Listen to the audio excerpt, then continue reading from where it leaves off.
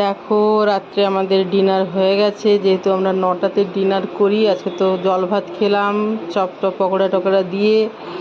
দেখো এরপরে আমার দুই মেয়ে কি করছে, দেখো দুই মেয়ে বলতে এক মেয়ে আর কি, বড় মেয়ের প্রজেক্ট। এই দেখো পিচ বোর্ড, তারপরে ছুরি কাঁচি সেলোটেপ সব দিয়ে ও একটা প্রজেক্ট বানাচ্ছে। এই দেখো চার্ট পেপার, থার্মোকল, এই দেখো জু বানাচ্ছে, জুয়ের দরজা। এই দেখো দরজা, এই দেখো দরজাটা। এই দেখো আমার ছোটো মেয়ে, দেখো দরজায় মুখ বের করে রেখেছে, এই রকম আর কি।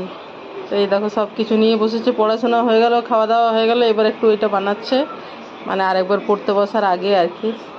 এই দেখো ও এইসব করতে ভালোবাসে আমার বড় মেয়ে, মানে প্রজেক্টের কাজ আর কি ও মানে ভালোবেসে করে আর কি, মন থেকে করে।